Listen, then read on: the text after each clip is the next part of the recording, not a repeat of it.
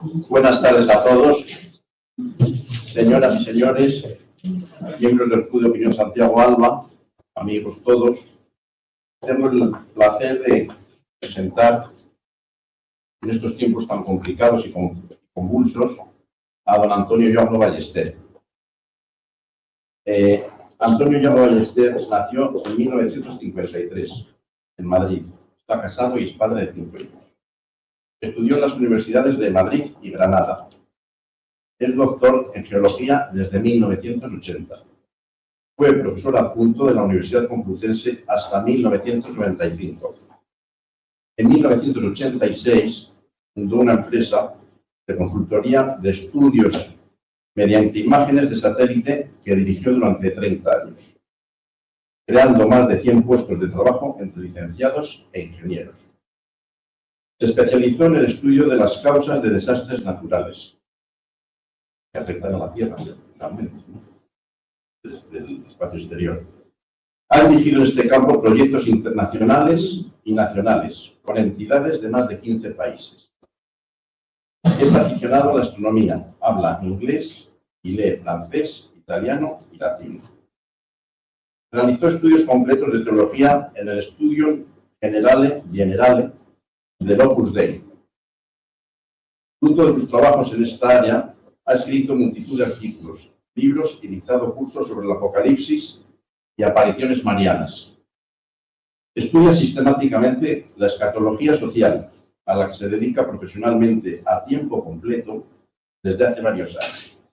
Ha dado centenares de conferencias en España, Inglaterra y toda América Latina, no España solamente.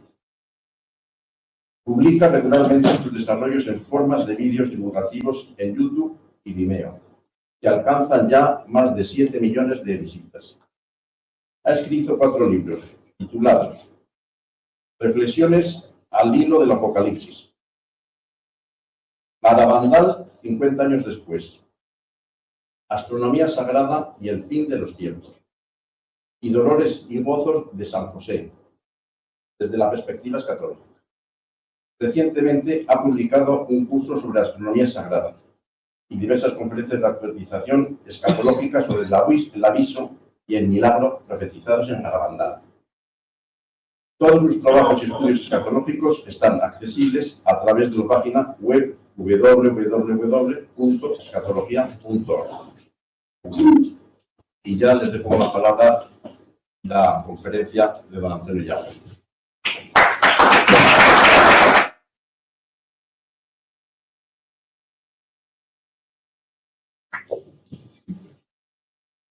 Prefiero que se oiga para que se grabe mejor.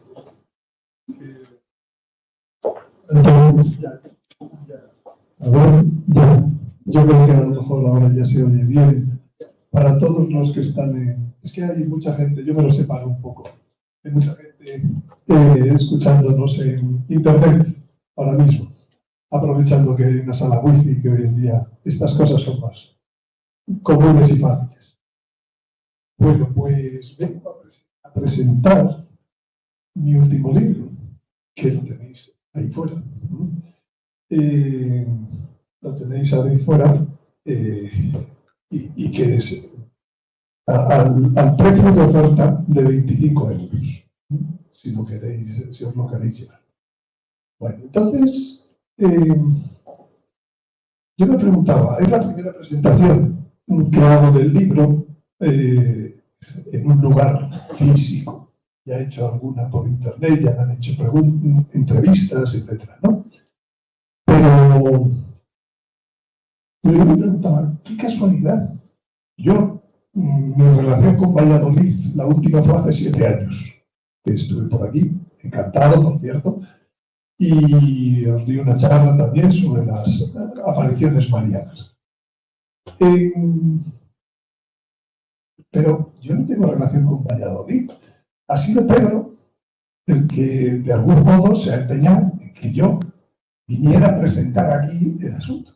Y yo me preguntaba estos días, bueno, este libro ha costado 10 años escribirlo, no es de un momento. Tiene mucha información que incluso los especialistas en la Virgen de Guadalupe, yo les digo que este libro, lo más que van a conocer de su contenido es un 20%. Hay cantidad de hallazgos, cantidad de cosas buenas, cantidad que no se han contado y sobre todo que no se han integrado para darle un sentido, para decir, oiga, la Virgen da un mensaje, la Virgen no viene a hacer aquí una feria. Entonces, ese libro es el motivo por el que estoy aquí. Y yo digo, pero ¿y por qué Valladolid? Que hay tantos sitios donde ir a parar. ¿Qué tiene que ver la Virgen de Guadalupe? Sí. Es un libro gordo, tiene 700 páginas, tiene mucha información, y la letra no es demasiado grande, pero bueno, es suficiente para ser leída bien, ¿no? Entonces, ¿qué tiene Valladolid? Para que detrás de la Virgen de Guadalupe no hay casualidades. No solo en su aparición, no solo entre las personas que la vieron, no solo cuando se estudia y se mira, pues con el por qué, cómo es la aparición en España, cómo es la aparición en México, cómo es la imagen milagrosa de México, llena de maravillas. Y dices, pues si no hay casualidades. Cuando se escribe un libro de este nivel y se dice, bueno, pues ahora preséntalo, guapo, o feo, preséntalo y ¿qué tal Valladolid? Bueno, Valladolid, ¿y por qué no Madrid? ¿Por qué no Guadalupe en España? ¿Por qué no Toledo? ¿Por qué no? ¿Qué tiene Valladolid? Bueno, entonces podemos ir enseñando algunas cosas que yo se me han ocurrido y digo, pues no, la Virgen no se ha equivocado. Al decir, presenta este libro en Valladolid. Vamos a ver algunas. Bueno, pues la aparición de México, de las muchas cosas que os podéis encontrar aquí, yo tengo ahora para hablar 3/4 de hora. Lógicamente, tengo que contaros 4 cosillas de las que vienen aquí. Entonces, saco de la aparición en México, en donde a un indio la Virgen le hace 4 apariciones y a su tío una más, 5 total. En la última le dice, mira, ya que el obispo te ha dicho que le des una señal de que yo soy la Virgen, la que se te aparece, pues aquí tienes la señal. Y entonces le dio unas rosas que se las metió en su manto, en su tilma, y las llevó. Y entonces es esta figura, ¿no? Que se ve en estas 2 pinturas. La siguiente. Bueno, y entonces él llega al obispo y le suelta allí las rosas. Y, oh maravilla, aparece la imagen de la Virgen de Guadalupe que tenemos hoy, conocida en todas partes, con réplicas en todas las iglesias. Bien, la siguiente. En esa imagen de la Virgen de Guadalupe, la historia cuenta que se lo echa delante del obispo y una serie de personas que estaban allí. Curiosamente, cuando se ha ampliado los ojos de esa imagen, pues allí está el obispo, este señor, aquí está un traductor, aquí está el propio indio. Todo esto ha surgido, son dibujos que han surgido de la ampliación de unas 2000 veces el tamaño de la sorpresa, ¿no? Que se pueda pintar con más fino que un cabello. Bueno, y entonces hay 3 personajes en aquella historia, de ahí delante. Y digo, bueno, pues, ¿y todo esto qué tiene que ver con Valladolid? si esto se estaba dando muy lejos, ¿qué tiene que ver con Valladolid? Sí, pero es más hacia este lado, quizás. Sigamos. Pues que lo que la Virgen le da al indio son rosas de Castilla, lo que cuenta el documento Nicambo Pogua que narra la aparición. Rosas de Castilla. Yo cuando se habla de rosas de Castilla, pues me imaginaba pues, como las rosas que estaban pintadas ahí para el obispo, las clásicas rosas. No, pero cuando vas a Google y pones rosas de Castilla, te encuentras que estas son las rosas de Castilla, las que se dan en Castilla. Y que Hernán Cortés se llevó algunas para allá y que florecen entre mayo y junio. Últimos de mayo, primeros de junio. Muy poco tiempo. Pero lo curioso es que la Virgen se está apareciendo en diciembre.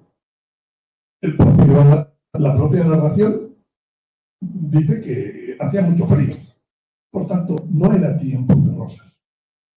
Pero sí la Virgen hace que aparezcan rosas con un apellido. Rosas de Castilla.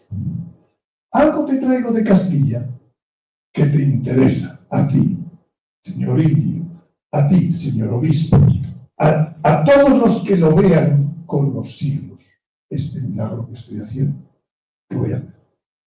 Estas son las rosas de Castilla. La siguiente tengo otra imagen. Entonces, en las rosas de Castilla está la primera razón por la que este libro habría que presentarlo en Valladolid, porque viene de rosas de Castilla. De hecho, en Valladolid hay interés, pasamos a la siguiente, por las rosas de Castilla, porque se acaba esta noticia años sobre la búsqueda aquí, el interés en volver a repoblar, de algún modo, sacar los esquejes puros, porque a partir del siglo XVIII ha habido demasiadas mezclas y como que se ha perdido. Quizás no es la rosa que sea más llamativa, más bonita.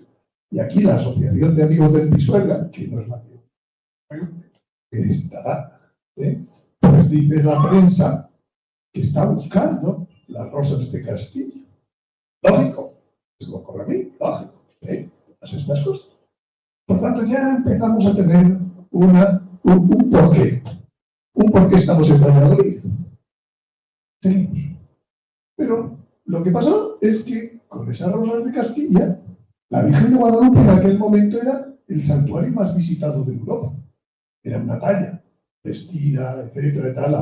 Ahí tenéis la dirección. Y ella, la Virgen, se pinta a sí misma, pues como una Virgen. ¿Qué diríais? ¿Es una inmaculada? Sí, es una inmaculada.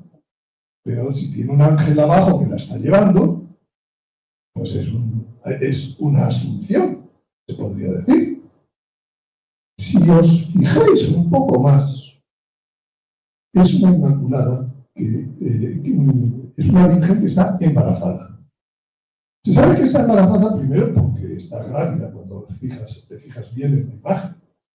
Segundo, porque tiene una cinta negra que en el mundo indígena significaba que estaba embarazada.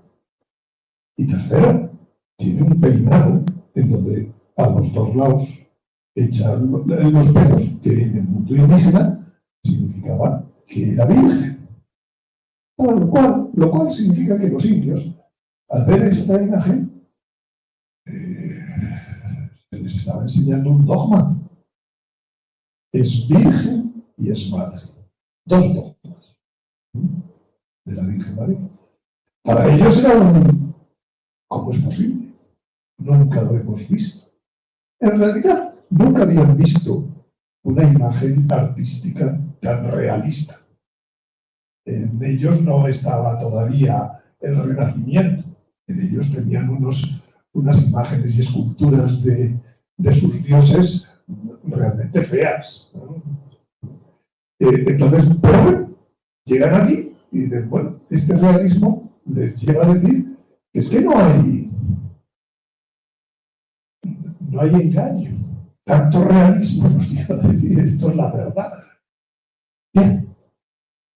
Entonces, seguimos un poco.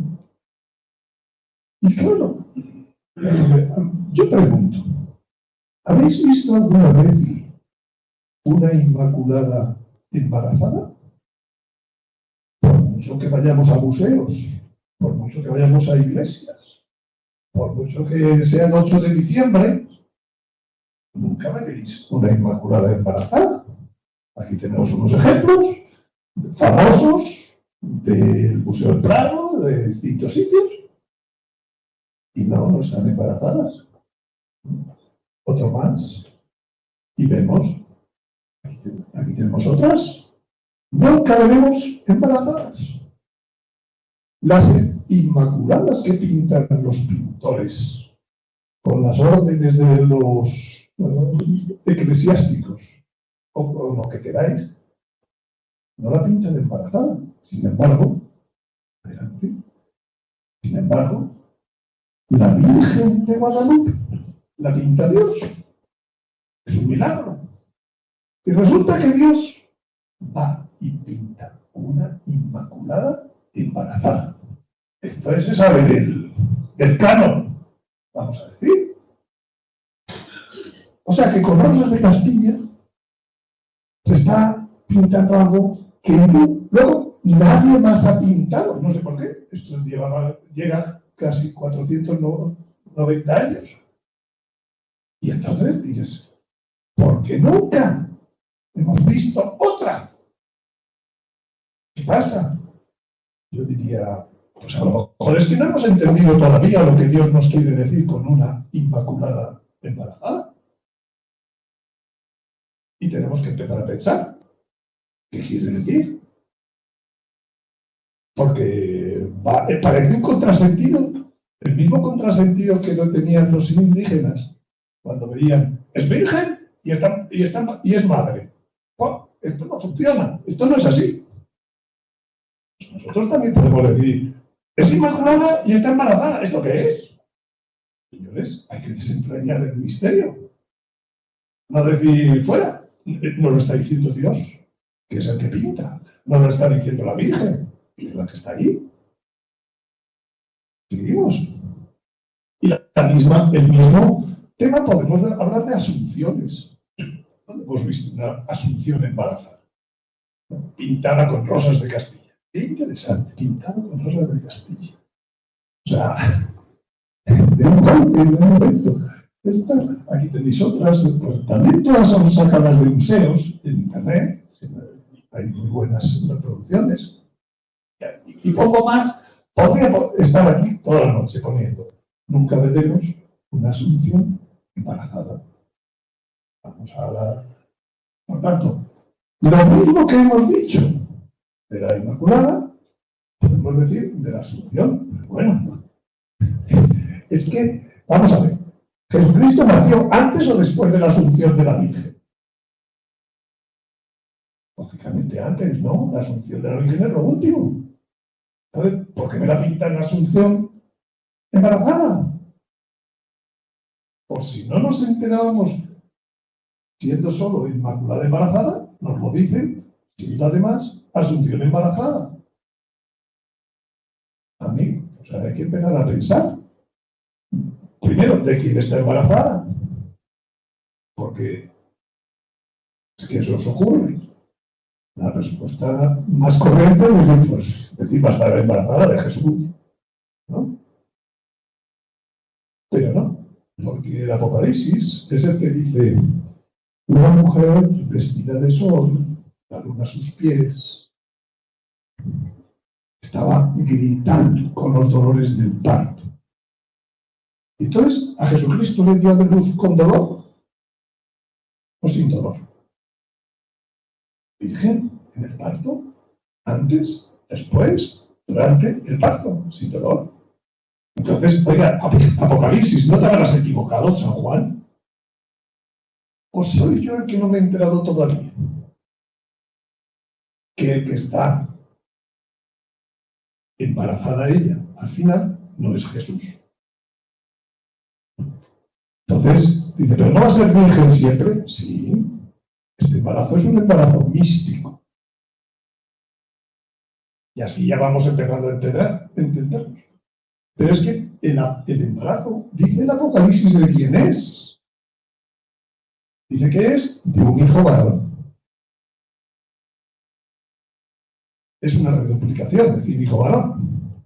Pero bueno, eso lo dice el Apocalipsis, un hijo varón. ¿Y qué iba a hacer ese hijo varón, según el Apocalipsis? Iba a regir a las naciones con cetro de hierro. Anda. Esto ya es muy interesante. Vamos a lo siguiente. Lo dice de muchos modos esta imagen milagrosa. Uno de esos modos, por ejemplo, es esta estrella. La estrella es Sirio, porque todas las estrellas que tiene la Virgen es un mapa de estrellas reales. Esta es Sirio. Sirio significa el príncipe que viene. En hebreo se llama Naseir Ene, el príncipe que viene. Que viene a ser lo mismo que está diciendo el Apocalipsis. Van a nacer un hijo varón. Aquí la estrella dice, va a venir un príncipe. Porque el embarazo, en el embarazo hay otra flor allí que dice otra cosa. Y hay otra estrella que dice otra cosa. Dice que es el rey de reyes, el Jesús. Pero aquí dice que hay un príncipe, hay un hijo varón. Que viene. Seguimos. Y en Valladolid no pasó algo que también tenía que ver con que iba a regir algo, iba a reinar el Beato Hoyos, 1733. En aquel momento España era hoy 22 naciones. ¿No? Esa España. ¿Y de dónde fue el Señor a decirle a una persona, reinaré en España? Aquí al lado. Debe estar, yo no conozco Valladolid, pero debe estar aquí al lado, ese santuario de la gran promesa, del cual seguro que os enorgullecéis los vallisoletanos. La gran promesa. Además, no es la promesa, es la gran. ¿Y qué pasa con la gran promesa? ¿Se ha cumplido ya? ¿Se ha cumplido ya? ¿Ha dado a luz ya la Virgen de Guadalupe? ¿Tiene que ver con lo mismo? Pues a lo mejor sí. A lo mejor ahí está la razón por la que hemos venido a Valladolid a parar, para enseñar esto. Aquí lo cuento. Aquí lo cuento a fondo. ¿Quién es ese hijo varón? Porque Jesucristo sabemos que es sacerdote, profeta y rey. Como sacerdote, pues toda la iglesia la ha fundado. Como rey, venga a nosotros tu reino, nos enseñó a rezar, ¿no? Entonces, pero Jesucristo, cuando se fue, pues dejó organizado lo que era la iglesia. ¿Y de qué forma lo dejó organizado? Pues con un vicario. Él está presente a través de un vicario, que es el Papa. Iba a empezar entonces, aquí tiene sitio, iba a empezar entonces el reino. Jesucristo se fue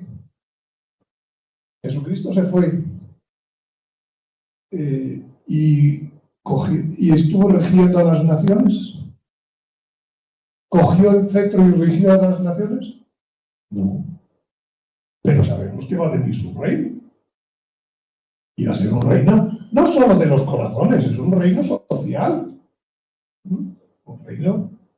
Por tanto, ¿no será que también va a llegar un momento de la historia en donde Jesucristo va a tener un vicario, rey, que va a regir a las naciones con cetro de hierro? y que se lo avisó al beato padre Hoyos aquí. Bueno, toda esa historia está en la Sagrada Escritura a fondo. En la Sagrada Escritura aparece 30 veces un nombre que se llama Tarsis. Tarsis es España y Portugal, o sea, la península ibérica. Entonces, y Valladolid está como en el centro también de todo eso. A ver, pues entonces no es por casualidad que reinaré en España y con más veneración que en otras partes. Por tanto, el embarazo, ese incomprendido por todos los pintores, incomprendido por todos los analistas de la Virgen de Guadalupe, yo creo que tiene una solución muy fácil. Y es que en la historia va a aparecer un vicario de la potestad regia de Jesucristo. Eso que en las profecías privadas se ha dicho desde siglos, va a venir un gran monarca, sobre todo en la tradición profética francesa. En la tradición profética española se habla de un caudillo del Tajo. La tradición profética portuguesa se habla de un encoberto. Son la misma persona. Pero nos hemos olvidado ya. Decimos, qué mal está el mundo. Y peor España. Bueno, y ahora no te digo América cómo está. Ya toda teñida de rojo. ¿No ves? Pero esto no se ha terminado la película. A la película le queda mucho tiempo hasta el fin del mundo. Ahora lo que viene es una gran tribulación, como nunca hubo hasta entonces. Ni después habrá. Luego quiere decir que la gran tribulación no es el final. Lo que viviremos después de la gran tribulación, habrá un vicario rey y un vicario sacerdote. Lo dice, no lo digo yo, lo dice Zacarías. Y entonces, pues si empezamos con este modelo, a leer otra vez la Sagrada Escritura, nos damos cuenta que de este próximo vicario, rey, se profetiza desde el Génesis. Se llama deseado de las naciones. Y hasta que venga el deseado de las naciones y le rindan homenaje a las naciones. Por supuesto que el deseado de las naciones es Jesucristo. Pero, ¿solo Jesucristo? Por ejemplo, David, rey David, ¿es modelo de es figura de Jesucristo? Sí. Dice el ángel San Gabriel a la Virgen. Y su reino no tendrá fin. Pero bueno, si murió sin reinar. Pero un vicario suyo reinará sin fin. Y todo eso son realidades que parece que las hemos olvidado, y al olvidarlas, lo único que conseguimos es perder la esperanza y decir, este gobierno, este mundo, cada día peor, y encima vienen los agoreros y dicen que si el anticristo, que va a venir, claro que va a venir, que si los masones se han hecho del mundo, ¿verdad?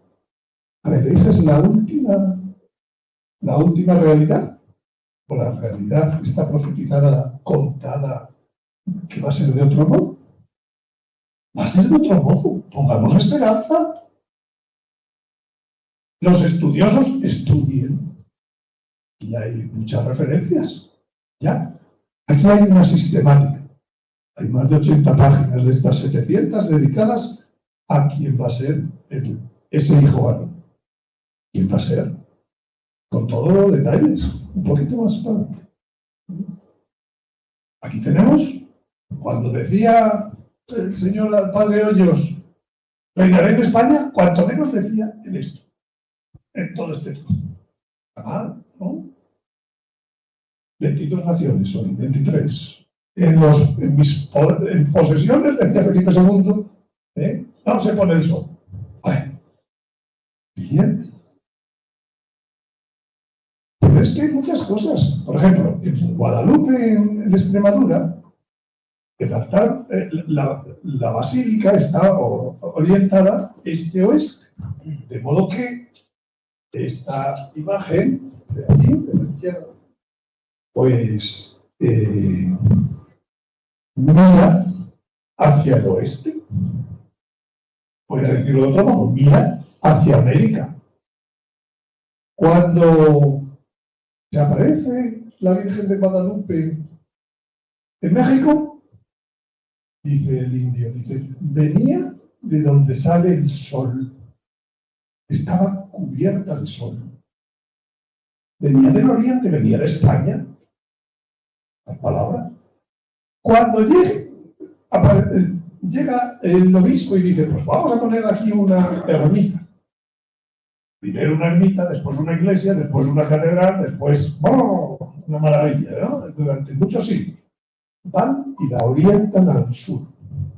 Como si fuera, no como es, mirando a toda América. Porque es la reina de las Américas. Y entonces, hace como 50 años construyen una nueva basílica. Pues ahora siguiente. Y en esa nueva basílica, adelante, dale toque. Primero mirando hacia... Y la nueva basílica resulta que vuelve a mirar hacia el este. Vuelve a mirar. Es como si esta historia tiene un anuncio en México. ¿Y dónde se va a cumplir? En Tarsis, en España. Ella apareció embarazada. Y sabéis, en el año 1499, en el monasterio de Guadalupe, que eran entonces 180 sacerdotes, era el más visitado de Europa. Entonces, pues el prior dijo que para el coro había que le hicieran en los Países Bajos una mujer vestida de eso. La hicieron. Y entonces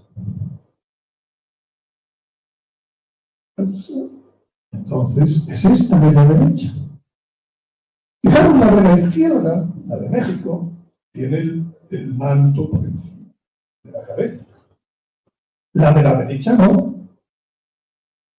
¿Qué pasa? Desvela. Si se quita el velo, es que desvela. ¿Qué nos desvela? Pues lo que tiene ella velado es el embarazo. En la derecha, ¿qué tiene? Un niño recién nacido. ¿Recién nacido? ¿Dónde está la de la derecha? En Extremadura otra vez. Ha vuelto. El final de la historia, o el principio del reino real, va a ser en Tarsis. 30 veces he dicho. Está en la Sagrada Escritura. El rey de Tarsis está en los Salmos. El rey de Tarsis trae a tus hijos de lejos. El rey de Tarsis tiene muchas funciones que hacer en ese reino. Y todo empezó porque al Beato Hoyos, bueno, con Rosas de Castilla empezaron pintando. Y en Valladolid le dijeron, reinaré en España. Y a lo mejor vosotros pensáis que, bueno, es solo la gran promesa, que nunca se sabe cuándo se cumplirá. Ya le queda muy poquito. Cuanto peor, más pronto va a venir eso. O sea que, en vez de estarnos quejando de qué mal está el mundo, deberíamos estar diciendo que pronto va a estar bien las cosas. Y entre otras cosas, gracias a un personaje que yo diría, después de Jesucristo, ¿quién es el personaje más importante de la historia y la Virgen? ¿No? ¿Quién es el más? ¿San Pedro? ¿San Pablo? O sea, no va a ser el que nos introduzca a todos en el reino de Jesucristo, en una nueva tierra, donde no hay ya muerte. Nada menos. Hoy es el Día de los Difuntos. Qué casualidad que nos toca hablar de esto. Día de los Difuntos que van a desaparecer. Se acabaron los cementerios. No lo digo yo. El Apocalipsis. Lo dice Isaías. Lo dicen docenas de cosas en la Sagrada Escritura. ¿Cuándo se mira? ¿Cuándo se mira con esto? ¿No? Entonces, dice, por ejemplo, la Sagrada Escritura dice San Pablo, os voy a revelar un misterio. Un misterio, San Pablo, el hombre ya lo habrá revelado Jesucristo. No, si dice San Pablo que lo va a revelar es que todavía no se ha revelado, ni siquiera con Jesucristo. ¿Qué misterio? No todos moriremos. El catecismo puede decir que todos moriremos, pero lo que dice San Pablo es no todos moriremos. No solo Enoc y Elías, no solo los que resucitan, porque muchas veces, por ejemplo, cuando murió el Señor, resucitaron una serie de justos que dieron allí. No. Ya San Pablo lo dice ya después de todos estos hechos. No todos moriremos. Todos seremos transformados. Al sonido de la trompeta, en un abrir y cerrar de ojos. 1 Corintios 15:51. ¿Volvieron a leer? Entonces, ese tiempo maravilloso llega. Llega después de una gran tribulación que estamos viviendo, pero que vamos a superar. Está la cosa muy cerca ya. Y entonces yo prefiero aquí mucho optimismo. El optimismo no lo doy yo, lo da la Virgen.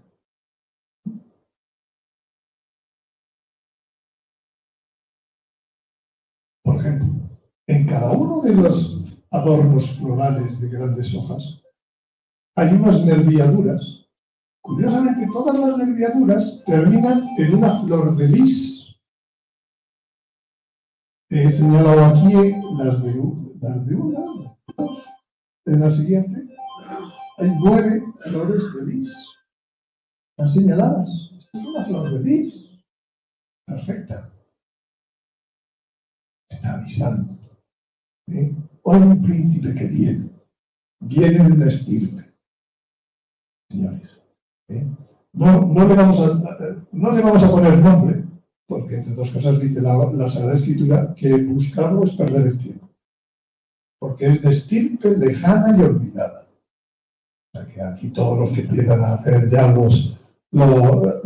las ascendencias del gran monarca y las líneas genealógicas, etc., se equivocan seguro. Pero que va a venir y es de estirpe lejana y olvidada, como dicen muchas días, como lo dice en la propia Sagrada Escritura. ¿Seguimos? Bueno, y ya voy terminando, porque ya.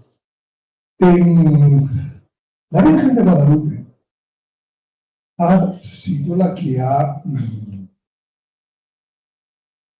impedido los 3 intentos históricos de los musulmanes de invadir Europa, la Europa cristiana. El primer intento fue en 1340, cuando pasaron 400.000 almohades el estrecho, porque no había defensa realmente del estrecho, y con un ejército, con caballo, con todo lo demás, pues los reyes de España y Portugal se juntaron con, no llegaba a 40.000 hombres. Y en 24 horas cometieron tantos errores que fueron aniquilados los conceptos. Tanto que el Papa les felicitó por el éxito de aquella batalla del Salado. Aquella batalla, los 2 reyes la encomendaron a la Virgen de Guadalupe, que había aparecido 60 años antes, que estaba dando muchos milagros.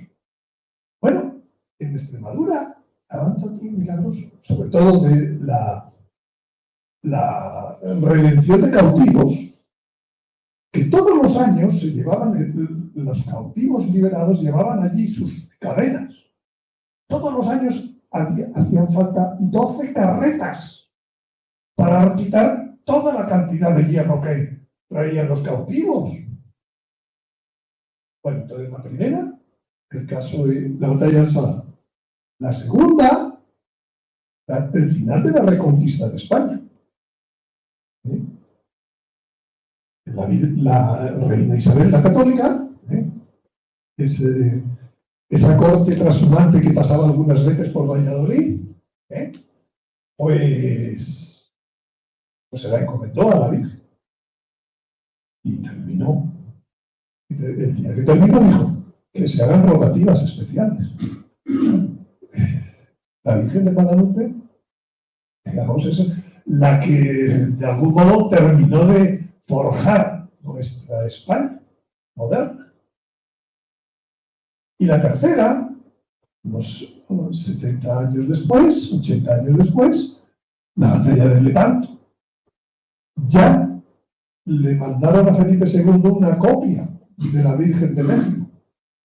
Y él se la entregó a su hermano Juan de Austria, coalmirante con Andrea Doria, de aquella batalla, de aquella escuadra.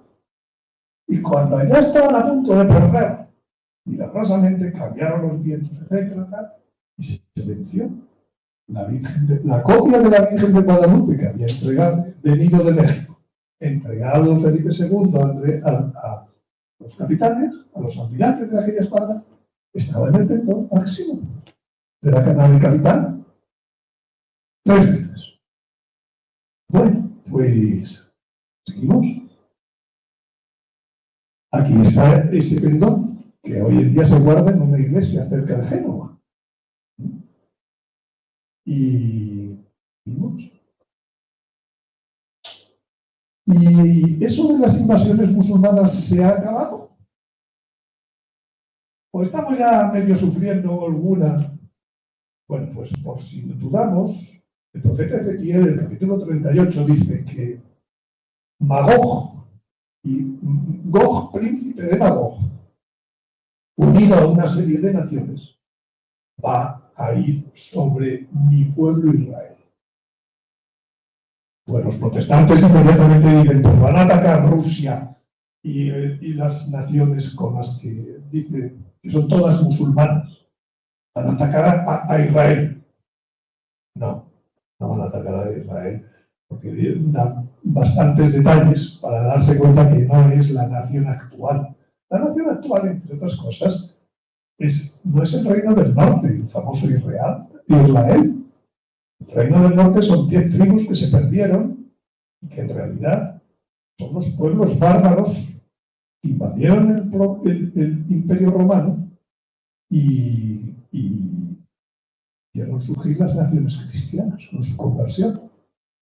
Entonces, a quien atacan esa invasión musulmana, ruso-musulmana, y yo no sé si ya es lo que se debe venir, pero muy probablemente sí, porque las cosas se están poniendo muy mal, estamos todos de acuerdo, ¿no? Y ya, vamos, hace un año nadie hablaba de no sé qué nuclear, y hoy parece que se ha puesto de moda. ¿Vale? Si no estuviera en la Sagrada Escritura, no me daría miedo.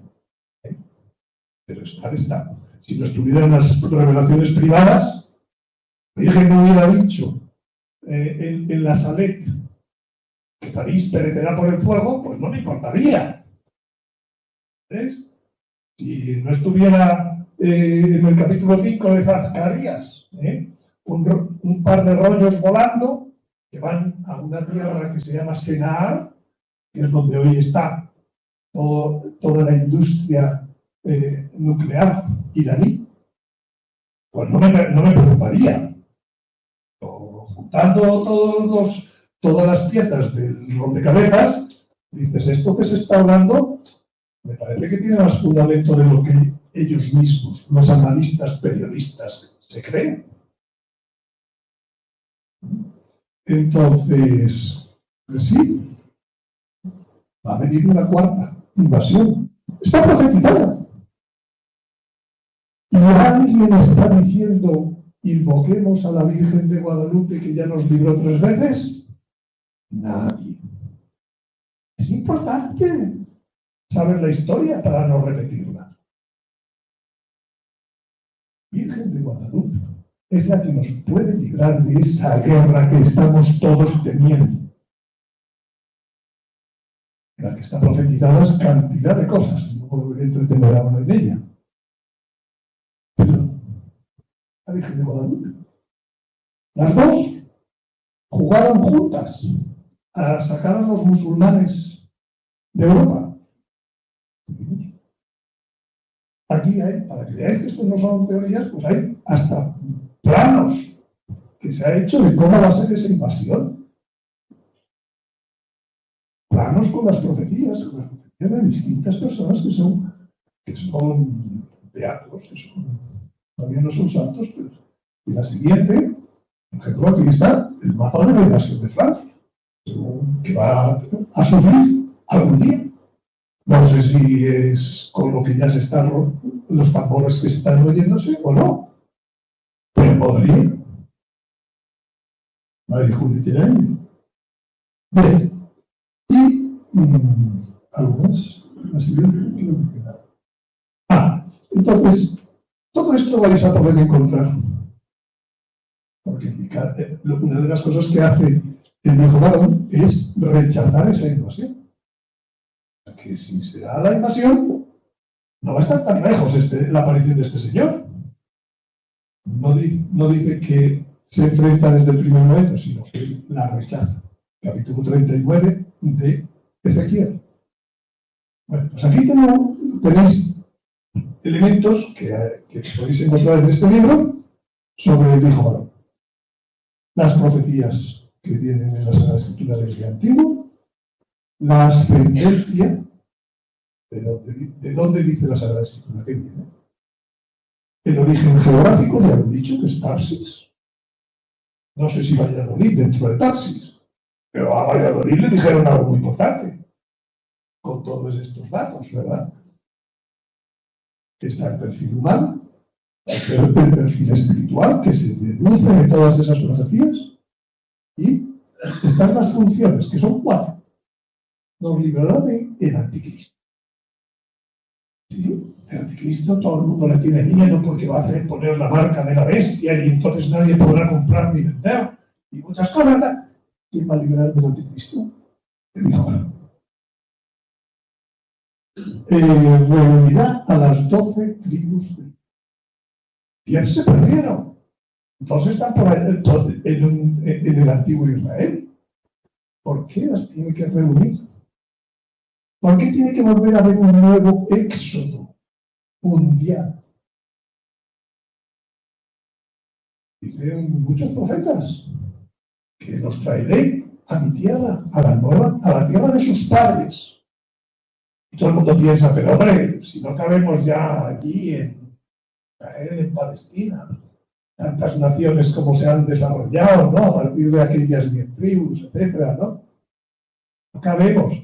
Claro, pero es que están pensando que sus padres son Abraham, Isaac y Jacob, pero sus padres son también Adán y Eva. Por tanto, va a haber una nueva tierra, que lo dice Isaías, que lo dice el Apocalipsis. Y en esa nueva tierra es donde estos que los llevará el hijo varón. Es una de sus grandes funciones. Otra de sus grandes funciones es ser el vicario regio de Jesucristo. De verdad, legislación, dice el Señor, dice, os daré pastores conforme a mi corazón. Legislación correcta. Ese será el reino de Jesucristo. Y siervo germe. ¿Qué es el siervo germe? En los 2 éxodos anteriores, uno fue desde Egipto y otro fue desde Babilonia. Los 2 tuvieron el mismo tema: construir un templo. En el primero Moisés, el segundo, Zorobabel y Josué reconstruyeron el templo. Pues aquel templo se destruyó y se desconsagró. Cuando murió nuestro Señor, se rasgó el velo del templo, desapareció de la historia. y entró el segundo templo de la historia, el templo eucarístico, el cuerpo, donde está el cuerpo del Señor. Dice, lo reconstruiré en 3 días. El cuerpo, donde está hoy en día la Eucaristía, es el templo de Dios. Entonces, ¿por qué hace falta un nuevo templo? Porque está profetizado y nuestro Señor lo dijo, que va a haber una abominación de la desolación. Lo mismo que ocurrió con el primer templo, que fue por Antíoco V, destruido y desacralizado, y hubo que volverlo a consagrar. Pues ahora lo advierte el Señor. Por eso quizás vamos viendo tantas cosas de falta de apreciación de la Eucaristía, concomitantes con lo mal que está el mundo. Y entonces, pues a lo mejor llega un momento en donde vuelve a ser destruido el segundo templo. Entonces tendrá que venir en ese nuevo éxodo de las tribus, que llevará como líder, como caudillo, el hijo varón, un tercer templo. Un tercer templo que va a estar en el hombre, que ya no va a estar en las especies sacramentales que hoy están. Dios no quiere estar 10 minutos en nuestro cuerpo. Dios quiere vivir. Y eso también lo dice la Virgen de Guadalupe. Y el mensaje lo he contado muy a la forma. Pero hoy no tengo tiempo de contarlo aquí. Entonces, simplemente con esto quiero decir a dónde lleva la Virgen de Guadalupe. Lleva muy lejos a muchas cosas. Y de Valladolid van a salir muchas muy importantes. O se han advertido en Valladolid muchas muy importantes. Por eso estamos donde estamos. Y lo último, pues hablo del momento histórico, hablo de la relación del hijo varón con la Virgen de Guadalupe, y una vez conocido, pues ya que al anticristo todo el mundo le tiene miedo, pues al hijo varón todo el mundo debería estar pidiendo por su llegada. Y hablo de pedir por su aparición. Hoy en día es desconocido y no hay que perder el tiempo buscando. Pero el día que aparezca todo el mundo dirá, es él. Lo mismo que pasa con el anticristo. Lo mismo. Bueno, pues esto. Sí, lo último que quería demostraros es que el hijo varón en realidad aglutina 3 viejas naciones cristianas. Francia, la monarca, todo eso.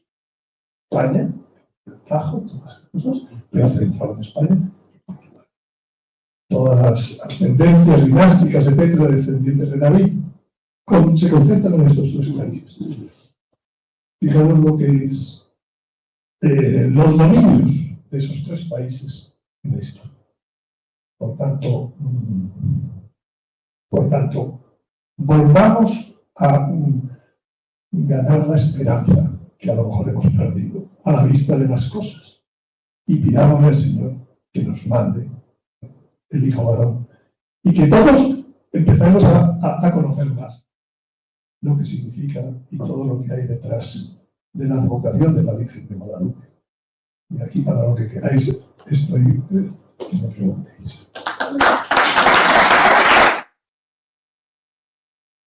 La pregunta es exactamente esto. La Virgen, cuando hace estas apariciones, reconocidas por la Iglesia, 10 de ellas, 6 en Francia, una en Bélgica, otra en Polonia, otra en Lituania, pero aquí una en el año 40, que seguro que ella pudo estar, pero que no estuvo fue Santiago.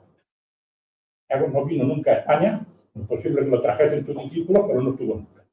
En la aparición del Pilar, bueno, ahí da por lo que 1531, y desde entonces ha tenido una aparición cercana Portugal, una aparición cercana Francia, 7, y luego un montón de apariciones de las personas. España ninguna.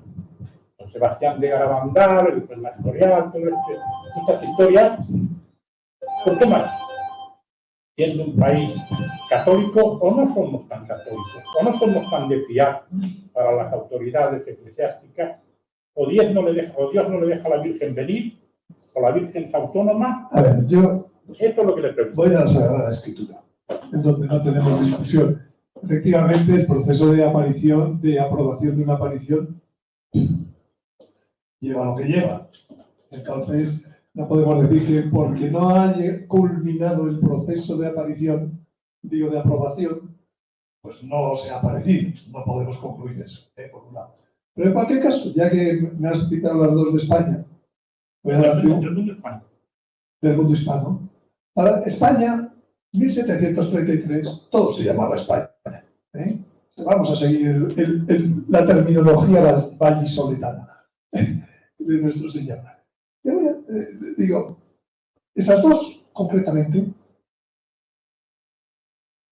tienen un punto común que quizás ninguno conozca, porque yo es que soy aficionado a la astronomía y me dedico a hurgar.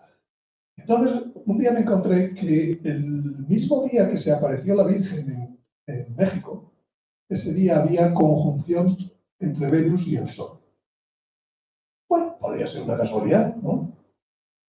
Puedo decir que la casualidad se repitió, por ejemplo, el día que el Papa Inocencio X, noveno, creo que es, dio el dogma de la Inmaculada Concepción. Y la casualidad se repitió el día que en la Rue du Bac la Virgen dijo: yo, ¿cómo es? O María, sin pecado concebida. Otra vez la Inmaculada. Y el día en que en Lourdes se produce el primer milagro con aquel agua que hace surgir la Virgen, se vuelve a dar. ¿Quién era la Virgen en Lourdes? Yo soy la Inmaculada Concepción. ¿Ah? Entonces, y hay más ocasiones, ¿no? Muchas, solo cito estas más notables, ¿no? Pero lo sorprendente es que el día que la tradición dice que se apareció Santiago, hubo aparición, hubo conjunción Venus-Sol. El día que Boabdil le entregó las llaves a los reyes católicos, hubo aparición Venus-Sol. ¿Cuál es la patrona de España? La Inmaculada. Y de la Hispanidad, la Inmaculada. Pero te digo más, ya me he ido a meter. El día que Recaredo se convierte, había aparición, había conjunción Venus-Sol. En las estrellas, esas que ella se pone en el manto, hay las estrellas, dice el Salmo 19, dan gloria a Dios. Y una de las formas que tienen de dar gloria a Dios es testimoniar con estas señales. Nuestro Señor dijo que cuando Él vaya a venir, volverá a haber señales en el sol, la luna y las estrellas. Pero a mí me llama mucho la atención que la Inmaculada. Y uno de los días que se me ha olvidado es el día famoso 12 de octubre de 1492, el día ese que Colón descubre tierra, había conjunción Venus. Es decir, las cosas están más unidas de lo que parece. Y tenemos que ver las cosas desde la óptica del cielo, no solo de las estrellas, sino de la Virgen. Ella está detrás de la gran empresa española, desde que se aparece a Santiago hasta que se convierte en Recaredo. No he dicho el día que se quedó vacía Sevilla de la invasión, digo, de la conquista de San Fernando. En fin, otros muchos días hay. Pero llama mucho la atención la protección de la Inmaculada sobre España cuando lo miramos desde el punto de vista de las estrellas. Y en concreto, con esto quiero decir, no somos ni más ni menos, pero somos lo. Pero hay muchas cosas que dicen que somos escogidos, igual que de algún modo Israel lo fue. ¿Eran más o menos? No lo sé, pero lo escogieron, y eso significa mucho. Detrás de Israel, del nuevo Israel, era Tarsis, y vendrá ese hijo Aarón. ¿A qué? A reunir el rey de Tarsis. Es el que reúne a tus hijos de lejos, que vienen de lejos. ¿Para qué? Para llevarnos a una nueva tierra. Eso no se lo han dicho a cualquiera. Francia, en todas las Sagradas Escrituras, solo aparece una vez, citada en el libro de Abdías, de algún modo. Bueno, más preguntas. Bueno, no sé si te he respondido bastante. No, pero bueno. Pero bueno. Bueno, más preguntas. ¿Querías preguntar?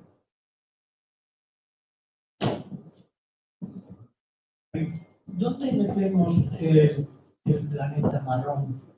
En alguna ocasión ha hablado de Van Gogh Nahor. Vamos, no sé si echando para atrás se vería. Es muy fácil. Lo conté en la presentación que tuve que hacer el otro día por internet. Para México, principalmente. Les conté por qué hasta que la Virgen de Guadalupe se aparece, las conversiones eran muy difíciles. Desde el día que se aparece, en 4 años hay 9 millones de bautizos y conversiones profundas del corazón. Tienen que dejar todo lo que es la poligamia y muchas cosas más. ¿Qué pasó? ¿Qué tiene ese cuadro? Ya está, ¿verdad? ¿Qué tiene ese cuadro para convertir a los pues tiene toda una historia astronómica. Sus dioses eran el sol, la luna, su historial decía que venían de un sitio que se llamaba Aztlán. 8 etnias indígenas venían de Aztlán, que fueron expulsadas de Aztlán el mismo día. Y cuando construyen en la altiplanicie mexicana una ciudad, construyen una Atlántida. Así se creían los Cortés cuando llega aquello y dicen, ¿será esto la? Es decir, y ellos habían metido en su historia, en su mente, que fueron expulsados de la Atlántida porque la Atlántida se hundió porque al mismo tiempo el Sol se paró. Un fenómeno astronómico. Ha habido como 12 después del diluvio veces que está registrado que el Sol se paró. Y cuando se para el Sol, el mar, o sea, se para la Tierra, claro, el mar va y viene y lógicamente inunda, sobre todo zonas costeras. Entonces dices, ellos tenían muy bien grabado que ellos tuvieron que salir de su lugar maravilloso, Atlántida, Aztlán. Tuvieron que salir porque el Sol se paró. Y el Sol se para, a partir de ese momento dicen, pues es que si el Sol se para la vida. ¿Qué podemos hacer para que el Sol no se pare? Pues alimentarlo con el fluido de la vida. ¿Cuál es el fluido de la vida? La sangre. Ahí está el origen. En la interpretación de la casta sacerdotal que tienen ellos, de su historia, de dónde viene, de su trauma, de sus cosas. Y entonces, para que el Sol vuelva a salir cada día, hay que hacer un sacrificio humano, mínimo. Pero de vez en cuando hay eclipses. ¿Y cómo interpretan ellos el eclipse? La lucha para que se detenga el Sol. Muy bien. Entonces, ¿qué hacemos para que el Sol venza con los eclipses? Incrementaremos los sacrificios humanos. Todo el mundo se pinchaba, todo el mundo hacía ruido para que ahuyentara al malo que quería parar al Sol. Y esto durante siglos. Llega Cortés Y lo primero que dice es suprimido los sacrificios humanos. En la mentalidad del indígena, lo primero que pasa es decir, pues mañana la que se nos viene encima. Mañana sigue saliendo el sol. Y así durante muchos días, cuando llevaban 40 días de ese decreto de Cortés, hay un eclipse. Y bueno, estos han tenido suerte, los dioses de los españoles han tenido suerte, pero mañana ¡brr! Pasa el eclipse. Y no pasa nada. Pasan 3 años, bueno, y vayan pensando la mentalidad del indígena. No ha pasado nada. ¿Qué fuerza tienen los dioses de los españoles? Llegan 3 años después los 12 primeros franciscanos para evangelizar. Les hace Cortés un gran recibimiento con los jefes de todas las tribus, de todas las etnias. A los 49 días, creo que es, vuelve a haber un eclipse. Todo esto, vamos a decir, iba sumando, se quedaban diciendo, bueno, no se convertían todavía, eran muy pocos los indígenas que se convertían. En la primera década hay 4 eclipses parciales sobre México, visibles en México. Bueno, cuando se aparece la Virgen, cuelgan allí la imagen milagrosa. ¿Qué es lo primero que ven los indígenas? Miren ustedes con ojos indígenas. Una luna negra, la luna del eclipse, la está pisando, está diciendo yo soy la que domina el eclipse y los astros, porque además me los pongo. Cuando hay eclipse salen las estrellas, yo me pongo las estrellas en el manto. Yo vengo del cielo, yo soy emperatriz y yo domino el eclipse. Qué casualidad que desde ese momento, en 4 años, 9 millones se convierten. ¿Ven ustedes lo que es con una imagen romper una tradición de arriba abajo y cargarse todo lo que son los sacrificios humanos? Entonces, la pregunta era, yo creo que era esta, ¿no? La respuesta.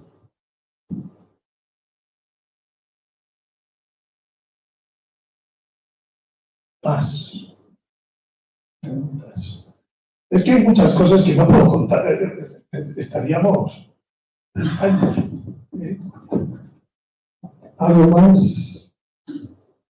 Dígame. Yo quiero saber por qué ha omitido la historia de Garabandal, cuando es una historia tan bonita, tan preciosa, con tantísima fama en todo el mundo. A ver, hoy no se trataba de hablar de Garabandal. Ahora,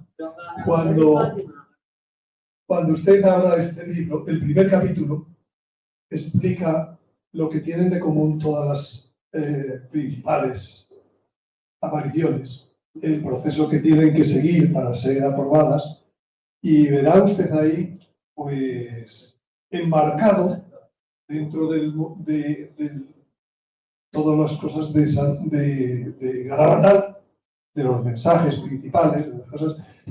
Yo voy a, ya que me hace hablar un poco de Garabandal, voy a decirle. Creo que es muy importante. Sí, voy a hablarle de eso. Garabandal, todo el mundo, todo el mundo lo simplifica en aviso, milagro y castigo, ¿verdad? Y se olvidan de otra cosa que dijo también las niñas. Y después habrá una era de paz. Una era de paz. Son 4 cosas, no son 3. Después del castigo, de la gran tribulación, viene la nueva tierra. Se convertirá todo el mundo, todos tendrán una sola religión, en fin, un montón de cosas que dicen. Entonces, por favor, optimismo. En Garabandal, no sé por qué, todo el mundo tiene que terminar con el castigo. Digo, oye, ¿no es eso lo que dijeron las niñas? ¿Más? Terminando, porque ahora habría la cena, coloquio, la gente que quiera quedarse en la cena puede coger la invitación ahí a la salida y damos por concluido, porque si no, luego... Sí, encantado de haberos estado con vosotros.